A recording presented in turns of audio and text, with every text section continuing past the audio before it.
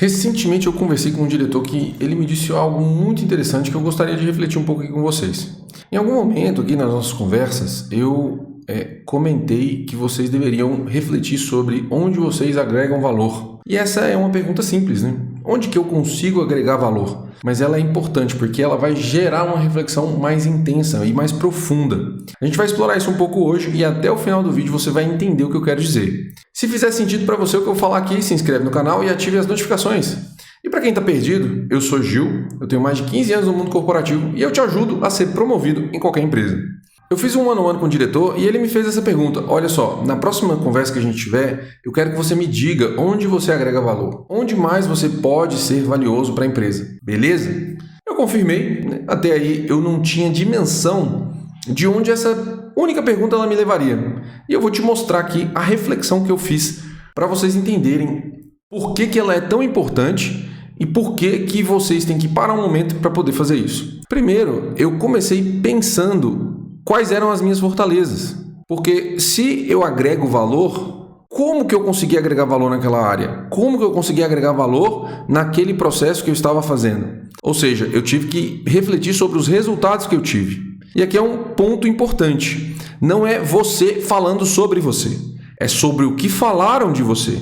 Porque muitas vezes a gente tem a tendência de falar bem da gente mesmo. É muito simples você enumerar boas características que você tem de você. A gente tem uma estima muito elevada do que a gente é de verdade. Dizem que o melhor negócio do mundo é você se comprar pelo preço que você vale de verdade e se vender pelo quanto que você acha que você vale. Então, essa reflexão, ela pode levar a gente para um lado mais enviesado da coisa, se você começar a colocar muitas fortalezas que talvez você não tenha. E aí você precisa refletir sobre isso. Quais são as fortalezas que falaram que eu tenho? Outras pessoas falaram. E essas pessoas elas precisam ser relevantes para a sua experiência. Não pode ser qualquer pessoa, porque às vezes qualquer pessoa está simplesmente jogando coisas ao vento, digamos assim, ou ela está te elogiando porque ela não vai te criticar. Qual foi o feedback que essas pessoas te deram?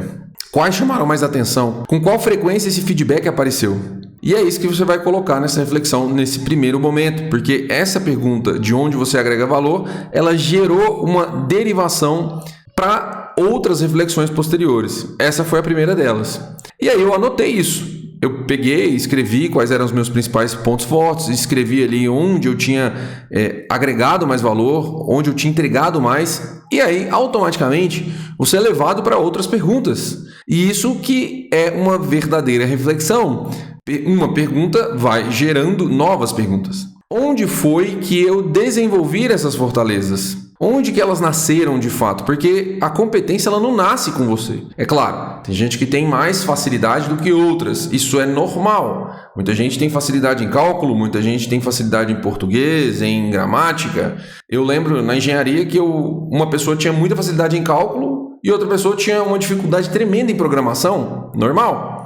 Ou seja, competência você aprende, a mesma técnica e algumas outras competências que você vai trabalhando elas, se expondo a elas. Por isso que é tão difícil você trabalhar essas competências, porque quando a gente fala de coisa técnica, é muito mais simples você aprender o que é técnico. Agora, quando a gente fala de competências como liderança, como saber lidar com pressão, isso é mais difícil. Porque a pessoa nem sempre passou por isso na vida. E aí, por causa desse ponto, ela tem mais dificuldade quando ela é pressionada a entregar um resultado, por exemplo. Com isso, eu continuei essa reflexão. Onde que essas competências surgiram? Foi dentro de casa? Foi na faculdade?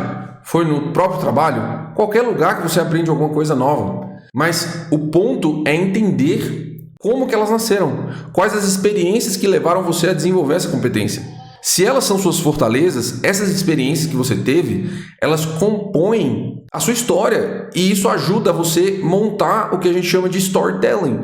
Como que você se apresenta para as pessoas? Como que você traz isso à tona quando você estiver, por exemplo, conversando com alguma pessoa que ela é importante para o seu desenvolvimento de carreira. Nessa mesma conversa que eu tive com esse diretor, eu trouxe elementos da minha vida passada, em que eu trabalhei, entreguei bons resultados e que eu desenvolvi competências, por exemplo, na liderança indireta de pessoas. A maneira como você conta a sua história é o primeiro passo para que você crie confiança com as pessoas que vão endossar o seu trabalho.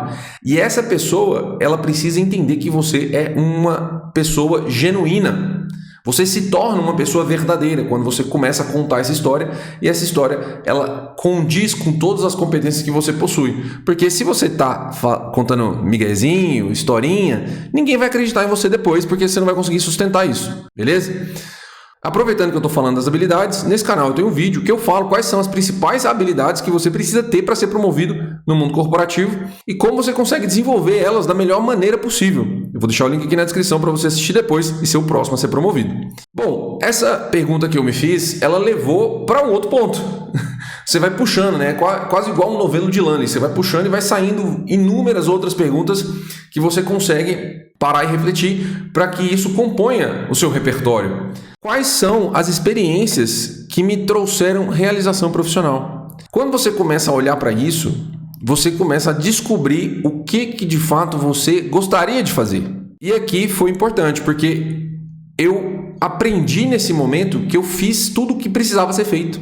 E eu aprendi a gostar das coisas durante o processo. Teve uma vez que eu tive um chefe que me falou o seguinte: Gil, eu sei que você não gosta de tal coisa. É um trabalho muito chato. Aquele trabalho que o pessoal chama de trabalho de corno, né? Mas você é o único que eu confio para fazer essa função. E às vezes você pode pensar assim, não, ele estava falando isso porque ele é seu chefe, ele queria só te entuchar trabalho ali e você aceitou aquilo achando que era importante demais. Pode ser, eu concordo com isso. Mas pode ser também que ele seja uma pessoa genuína. E quando você dá essa abertura de possibilidade para que essa pessoa seja verdadeira, quer dizer que ele está confiando de fato no seu trabalho. Porque o seu trabalho é muito bom. Agora, nem sempre a gente consegue entender as pessoas 100%. Às vezes ele só estava querendo te entuchar trabalho mesmo, entuchar trabalho em mim mesmo, e era isso. Só que isso não se provou verdade ao longo do tempo, porque depois ele acabou me promovendo. E por fim, na minha conversa com o diretor, e depois de eu ter refletido bastante sobre esse assunto, porque essa pergunta ela vai mais fundo, se você quiser puxar coisas a mais, com certeza vão sair. Eu falei que eu sempre fiz o que eu precisava fazer, mas que nem sempre eu gostava de fazer, mas eu fazia. E ele me falou um negócio muito importante que me chamou muita atenção. Ele falou assim: eu entendo que você está disposto a fazer algo que você não necessariamente gosta, que você faz porque precisa fazer. E tá tudo bem, você é bom nisso também, a gente sabe. Mas o problema é que você sempre vai ser mediano. Você nunca vai ser tão bom quanto uma pessoa que faz isso e gosta do que faz. Isso é extremamente importante, porque às vezes você fala, eu não gosto de fazer isso, mas eu vou fazer porque precisa ser feito. Só que falta coisa aí, entende? Eu não tinha essa percepção. Ele tinha razão. Você precisa ser genuíno nas suas escolhas também, e você precisa ser genuíno na hora que você fala que gosta daquilo que você faz. Porque senão você está sendo mentiroso com você mesmo. Nem sempre eu gostava do que eu fazia, mas eu fazia. E claro, nem sempre a gente vai gostar do que faz, mas nós vamos fazer e seremos bons nisso, e tá tudo bem. Agora, se você quiser ser excepcional, se você quiser ter um resultado muito acima da média, você vai precisar aprender a gostar do que faz genuinamente. Isso é o que faz a diferença. Uma pessoa que gosta de um trabalho chato, que você acha chato, ela vai ser muito melhor do que você. Ela vai ser muito melhor do que eu. Percebe? E isso é importante, porque se você não dá o devido valor e não aprende realmente a gostar daquilo de verdade, vai vir uma pessoa que é muito melhor do que você e vai fazer um trabalho excepcional. E aí você começa a ficar talvez até apagado frente àquela pessoa. Eu não estou falando que isso vai acontecer com todo mundo, porque até é muito difícil você encontrar pessoas que se encaixem totalmente em todos os trabalhos. Tem coisa que realmente é muito chata de fazer, mas que as pessoas acabam gostando depois de um tempo. E isso que é o importante. Você aprender a gostar genuinamente. Às vezes, eu aprendi a gostar durante o processo, mas aquilo ali ainda assim não era muito genuíno. Eu falei, eu gosto, eu sou bom nisso aqui, beleza, mas não é a busca pela perfeição. Quando você está querendo fazer o que gosta puramente, isso é coisa de criança, a gente já sabe disso. Mas gostar de verdade do que você está disposto a fazer é algo muito mais difícil do que as pessoas costumam pensar que é. E eu sempre falo isso, você precisa aprender a gostar do que faz. Isso é coisa de adulto. Mas aqui o insight que vem é: você precisa gostar do que faz de verdade. Você precisa ser genuíno com as relações, com as pessoas que você convive, mas também você precisa gostar genuinamente do que você faz, antes de algo que você achava chato. E aí sim você vai conseguir encontrar um caminho para se tornar excelente, excepcional. Esse insight para mim foi incrível. E enquanto você não aprender a gostar do que você faz, você vai continuar na média, e as pessoas na média, elas acabam não sendo promovidas ou até demoram muito. Te vejo no próximo vídeo.